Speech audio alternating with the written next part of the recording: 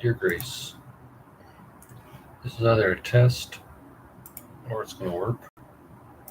Hopefully it works.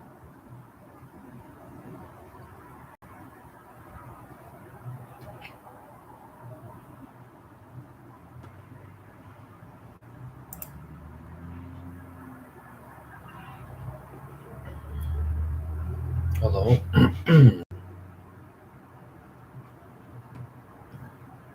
I'm not sure. Because right now, on a live stream,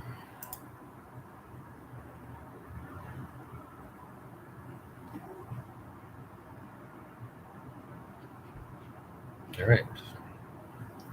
So,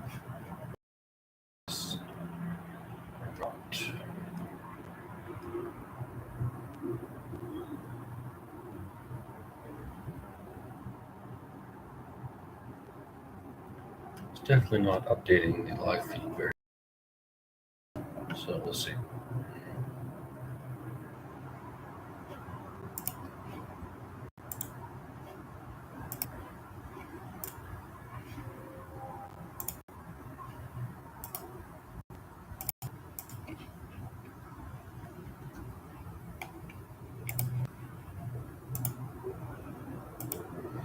All right. Now I've got the formatting done. Once again, sorry about background noise, Grace, but there's nothing I can do. I thought the fresh fell asleep.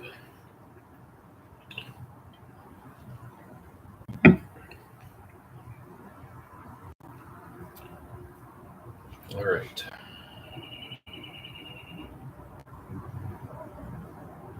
I think the live feed's pretty fast.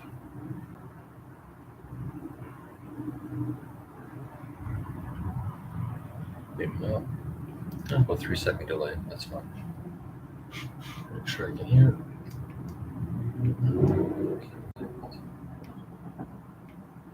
All right. So what I did, Grace, was I took more from the May I movie idea. This time I did a copy and paste on Cat, changed it to Grace, and Dave to David, and Leon to the aliens. Although I don't be able to use the Leon parts, we'll see. So I'll just read through this, and if it works, it stays. If it doesn't, it goes, or I change it. Part 5, which is really part 4 continued. Grace locates her boss and quickly explains that she return home.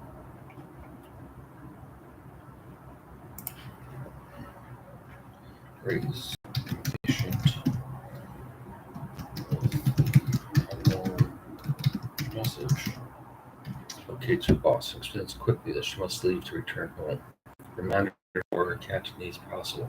But when panicked like she currently feels, she uncontrollably mixes both and hopes for the best. The boss tells her it's okay to leave.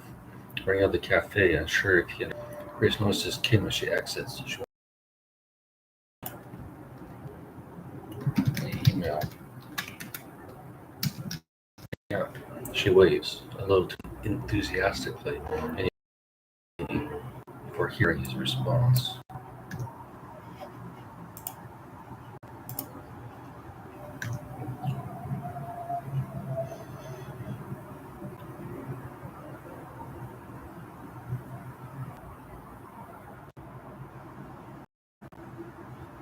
David stands and reviews his room. A double bed, a nightstand, a desk with an office chair, a wardrobe, a 3-drawer dresser, a fridge, and a sitting chair and ottoman. It would be better with his own washroom, he thinks. But he knows this is the best. He thinks, but he knows this is the best he'll get. A city full of homeless drug addicts seeking shelter. David needs clothes, but decides to wait till tomorrow. He knows the extra 100 pounds of body fat he's carrying will provide any calories he needs until then. It's not his first fast. The next morning, after another 8 hours of sleep, David still feels tired but is ready. After a quick trip on the metro to pick up a Tim Hortons, coffee and donut, he's back, laptop open, time to write. David writes, November 28th, 2020, day 1. Movie idea, number 66.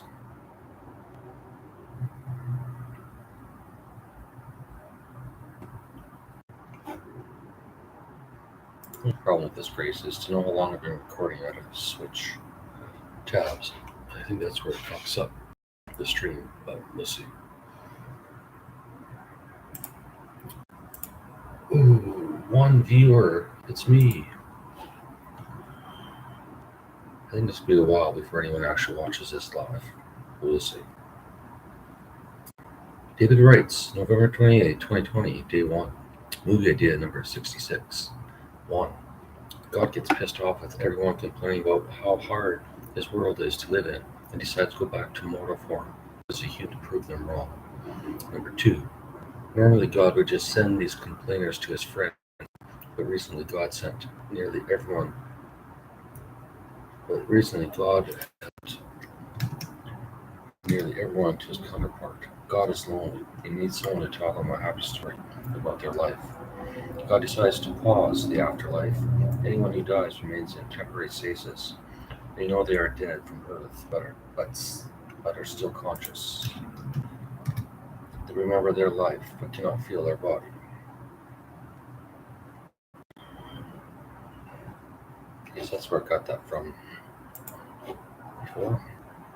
3.1, they have two options: review their past life for eternity, or until God returns, or experience God's life on earth through his eyes, his thoughts, his feelings, in real time. God created the rules and God plays by the rules. He wipes his own memory before being reborn to a random family anywhere on the planet. He follows the rules. His universe, his rules for all. 5. With one exception. God is playing with a stacked deck. His mind is millions of times faster than any human on their first trip into his world. It's not fair. 5.1. Feelings seem to be the biggest complaint by humans. God decides he'll tweak the universe slightly and increase his senses tenfold. By his calculations, he'll need to silence the critics at the end of this experiment of God's mind to a normal level. And one other failsafe.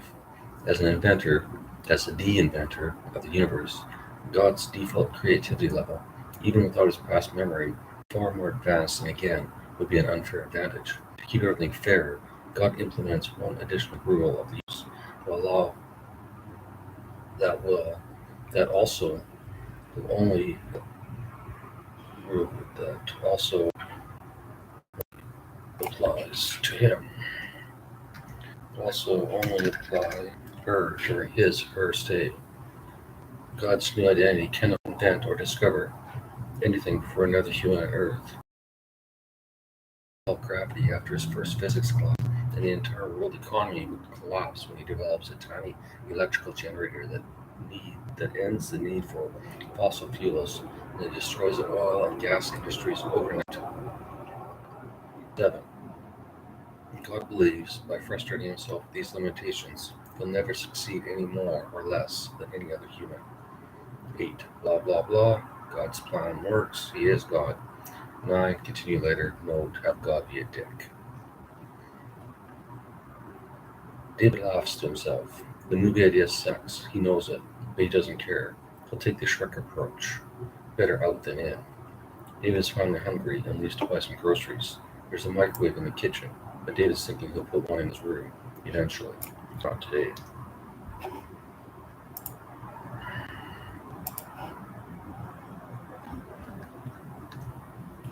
So far, this is working. Rach is an unknown person typing on a laptop. She's enthralled. Oh,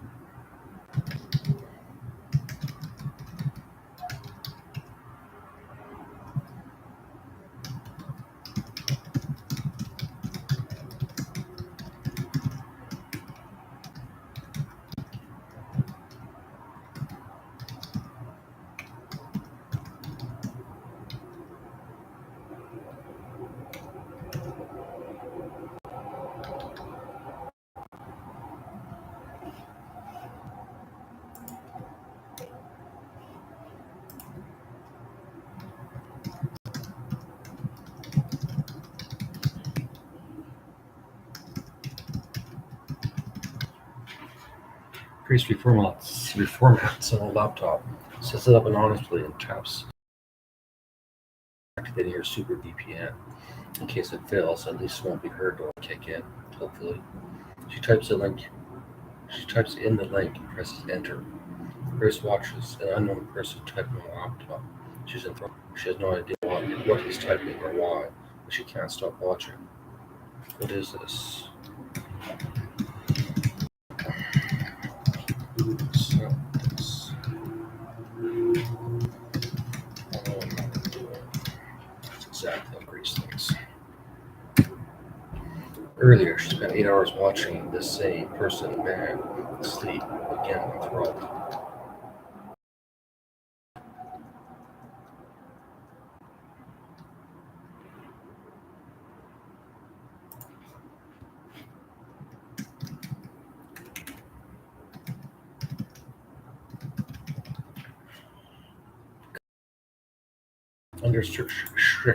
Under strict instructions to call the aliens the moment anything happens. Grace calls the aliens when the man returns with coffee and a donut.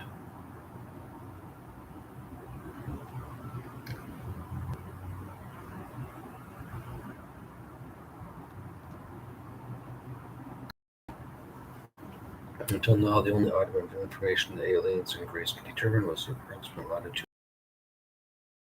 of the window. Sunlight still enters.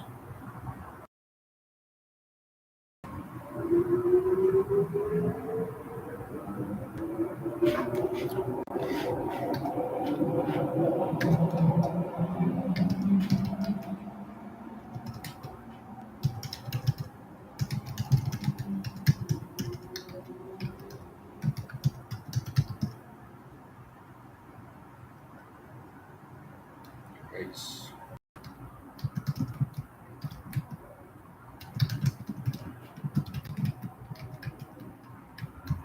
A message flashes on the screen. Grace more than AI.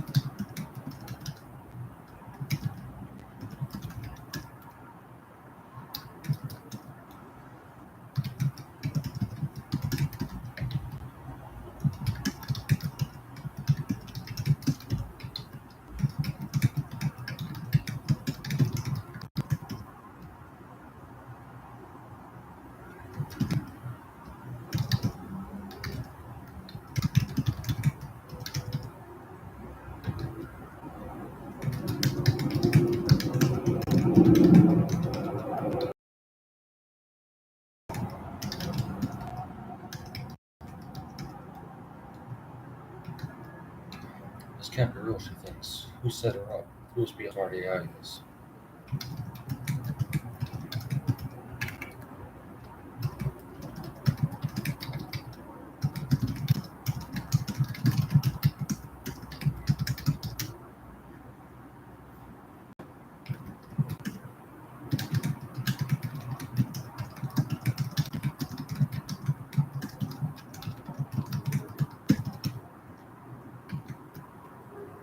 Like you can read her mind, the message on the screen changes.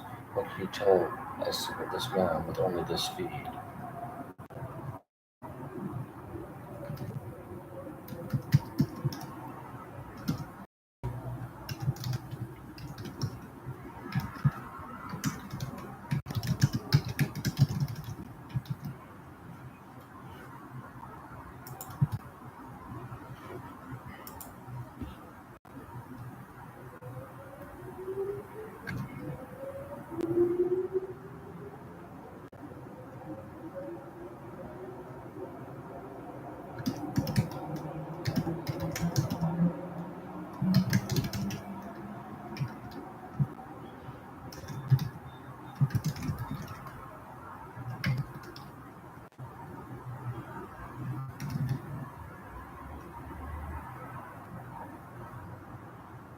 Grace yells out loud, "Who the fuck are you?"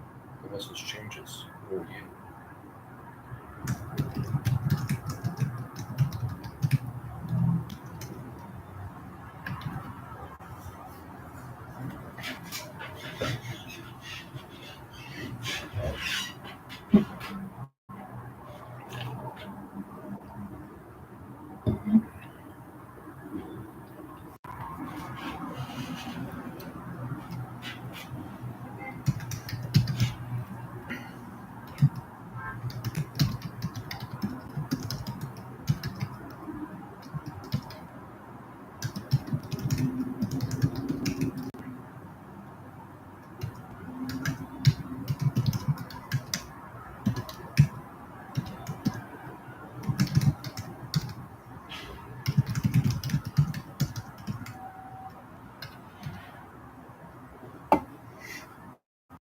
Grace, now convinced they can read her thoughts, slams the laptop shut, pulls out the battery.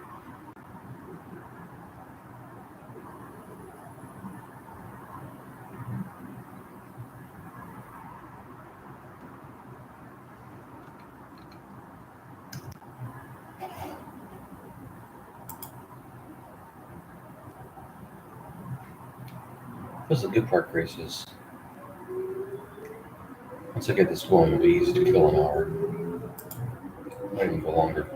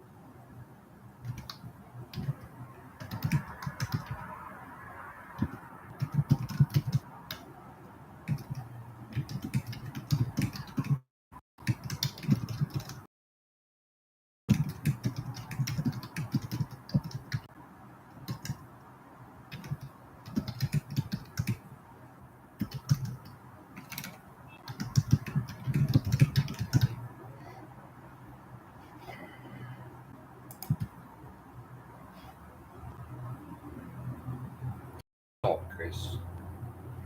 Grace, now convinced they can read her thoughts.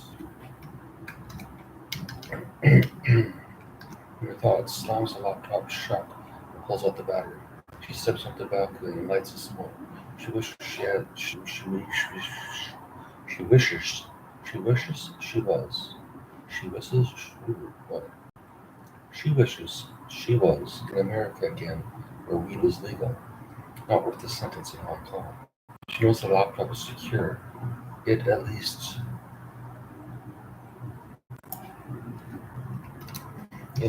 it contains no personal information. She even low-level wiped the hard drive after filling it with cat videos.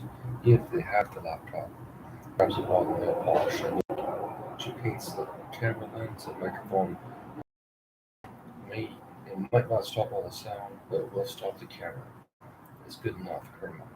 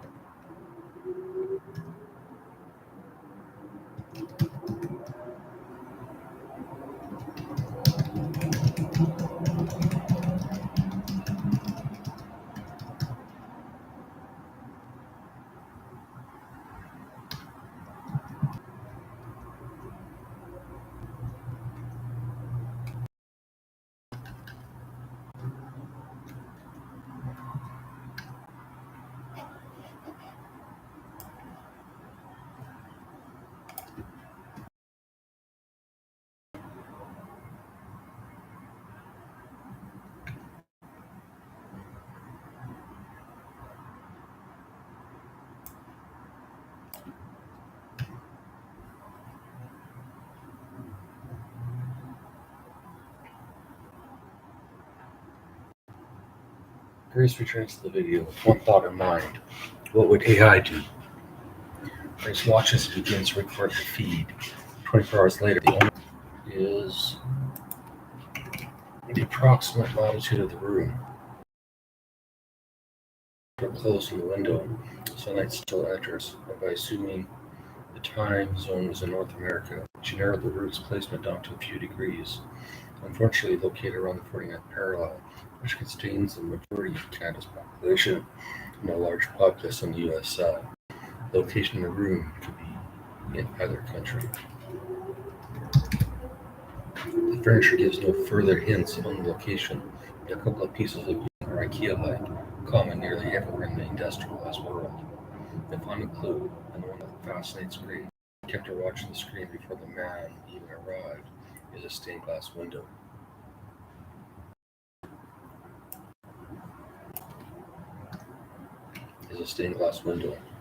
Its pattern is unique, and Grace believes the key to detecting where the room is located.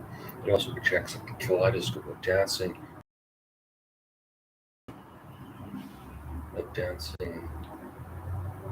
clubs of dancing, and colored lights. Not actually still, but it also projects a kaleidoscope of dancing colored lights and patterns on the walls throughout the room. The dancing, she believes, is from a tree and leaves filtering, manipulating the light. Filtering or manipulating it. For months, nightly after a job at the cafe, Grace reviews the footage of the empty room.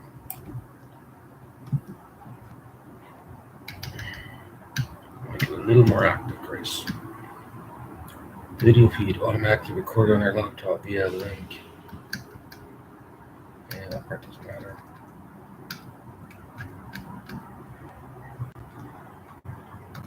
For 6 months of her life, every night Grace watches.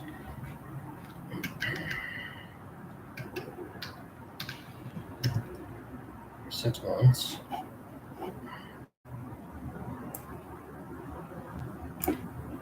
For 6 months. Every night, Grace watches the daily recording at 10 times speed. She studies the animated patterns of light on the wall and anything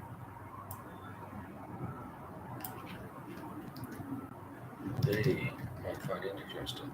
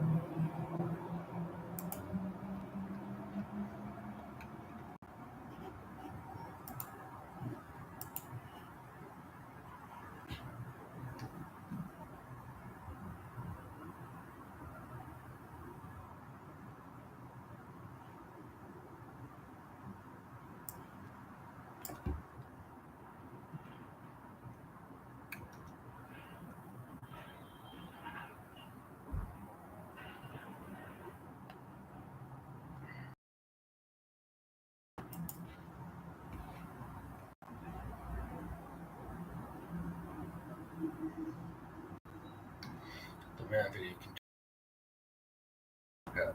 Sitting perfectly balanced on Grace's six-pack. Look at that, Grace. I gave you a six-pack. And she brought back from America, along with an addiction for Ryan. Grace's mom, always curious, notices the screen while she prepares to soak bed in the middle of the night. After determining it's not porn, she figures on some sort of fad the kids are doing. Watching each other do nothing seems about right, she thinks. Mrs. Yu doesn't understand Grace's generation, or Grace. I guess Grace, your name is Grace Yu now. Grace Yu. I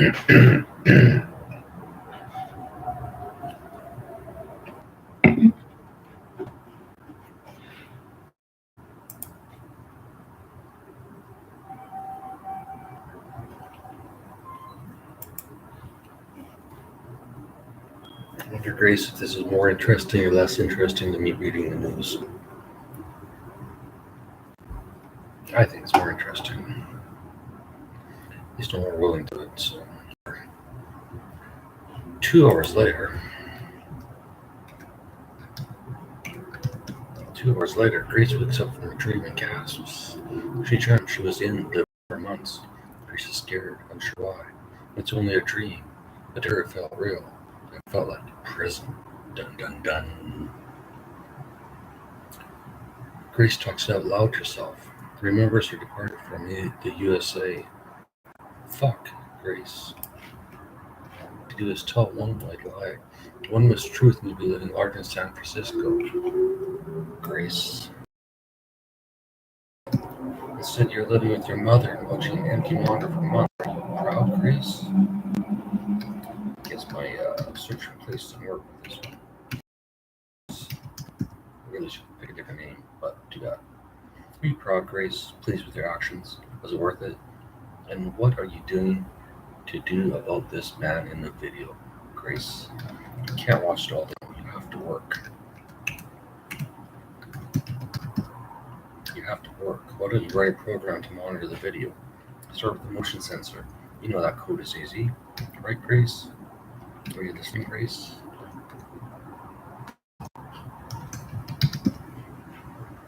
Are you listening, Grace? Are you listening to me?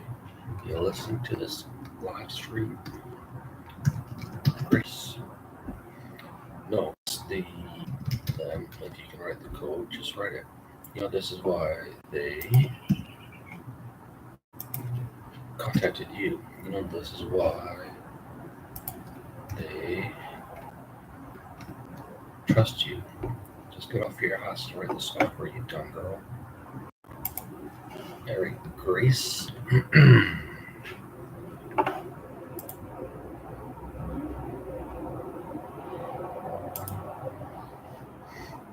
Here's some options to end this. Actually, let's get rid of that too. So probably would be the one, but we'll see. Cat U opens her GitHub account, selects object, and begins code. Option 2. Cat wonders who the man in the room is. What is the purpose of everything? She knows are special. That is why she ruined her career to stop a false lawsuit against Mr. Smock. A suit instigated by her employer based on data they the company insisted she testified to the validity of the data, or else. After months watching the trial and the Leon Smock on the stand, she couldn't lie, couldn't a man she didn't know, a man willing to spend his own fortune to save humanity. Instead, she exposed her employer, they charged with perjury, ruined her career, wasted her education, and was forced to restart her life in shame for her mother's small apartment in Hong Kong. Since I know that's not true, Grace, I'll delete that one. Option 3, God. Grace is visited by an angel, and she's reminded Grace is visited by an angel and is reminded her duty is to serve God and Leon Smock. To help Leon Smock with anything he requests, non-sexual. The angel reminds Grace to be careful around Leon, because with her incredible beauty, youthfulness, and magnificent, magnificent, silky black hair, Leon is likely to ask her to birth a child, which is not until God's plan is complete. There's no God to give her that one. Aliens. Aliens wonder what a regular customer. Grace wonders what a regular customer Kim is so weird, like an alien. Like aliens exist. If they do, I hope they show themselves soon. This planet needs something new to talk about in the cafe. I can only overhear the same conversation so many times without killing myself. If he is an alien, wouldn't they have something more advanced to code with than a laptop? Would an alien code? Live in their ships? Wouldn't any ship from another planet be more advanced to come roll in a whole cafe in Hong Kong? Kim is cute. Can aliens have sex with humans? Why does Kim only talk to me? Am I an alien and don't know? Are we all aliens? It's actually okay to whatever. Just Grace wonders.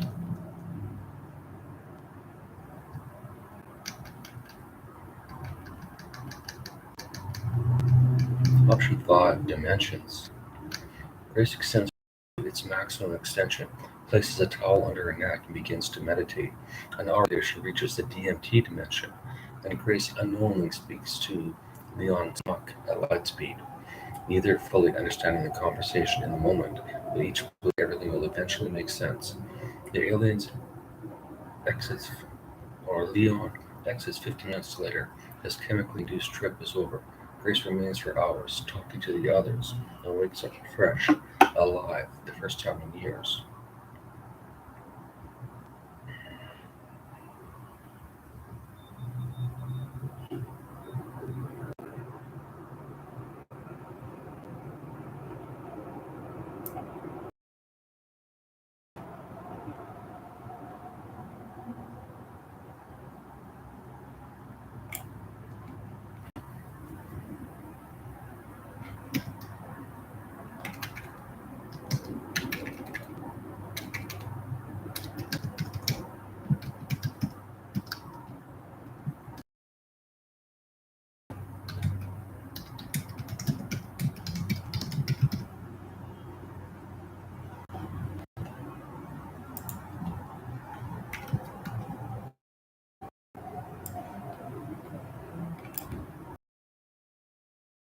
Avoid to its maximum extension, places a towel under her neck, and falls asleep.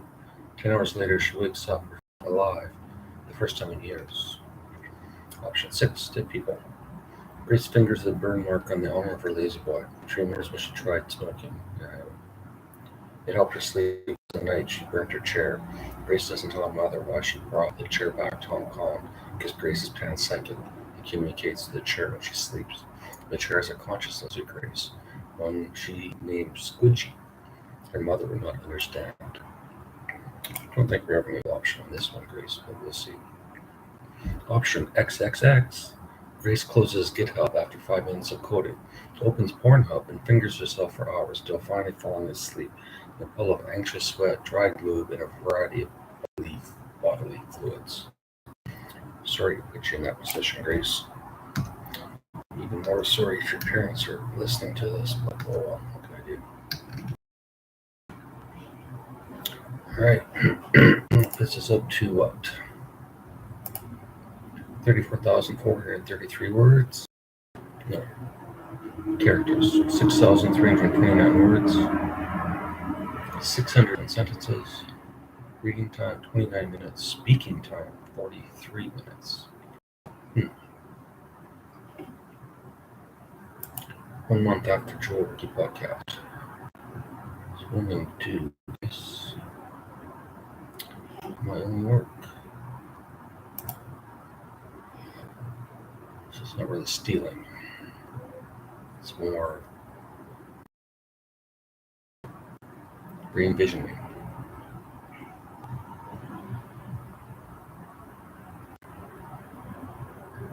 Right. Oh yes, thank you.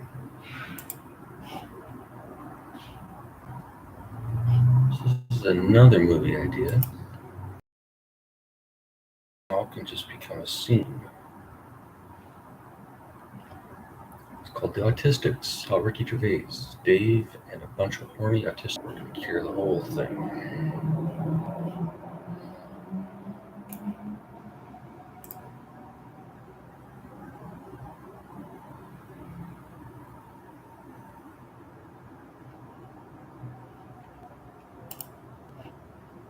Sorry there, Grace. Just thinking. That's loud. A live podcast with absolutely nobody watching, which is perfect. So you don't have to deal with any chats. People asking fucking questions.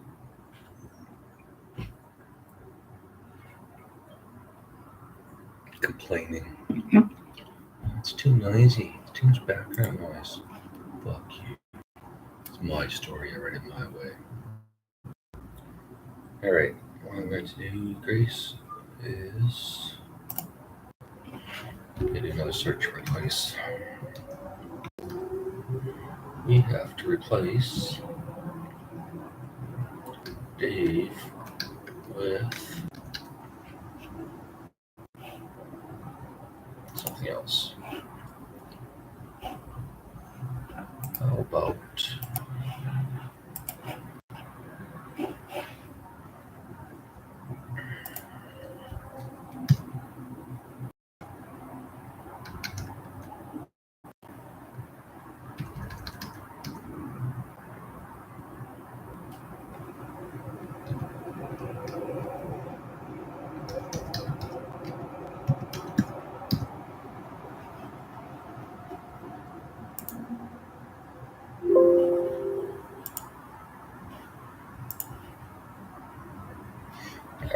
this will work, Grace? Doesn't? Not my problem.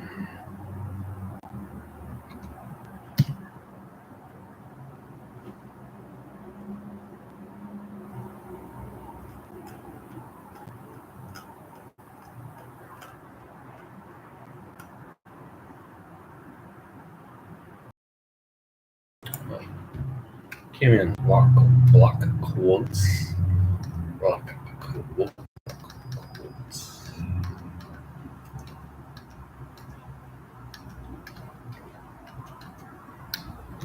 Which we don't need it to be block quoted, and we don't need shit. Numbering is fucked crazy. That's right, we'll do some formatting. I'm not afraid of a little hard work now. Grace, are you?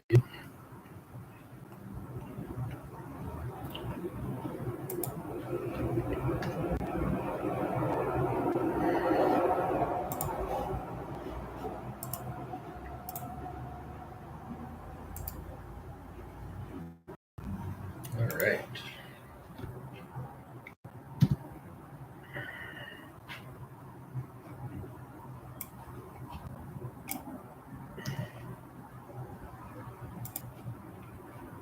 A little bit more formatting, Grace. And then we can get back down to business.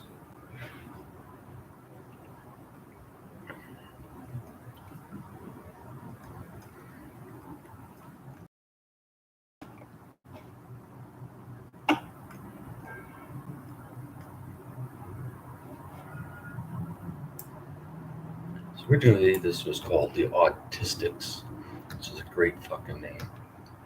Nobody cares, but whatever. Ricky buys an abandoned resort island.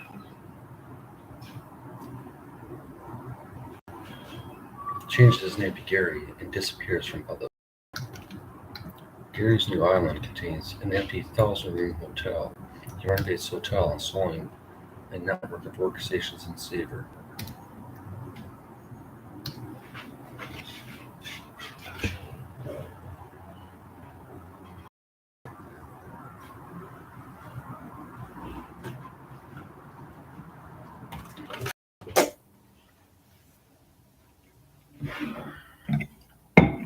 Does that sound better, Grace?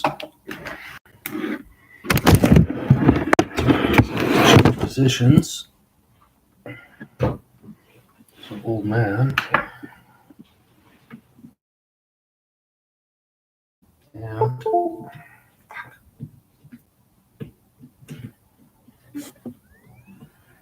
all right. Oh, now you can hear the fridge. Perfect. It's still alive.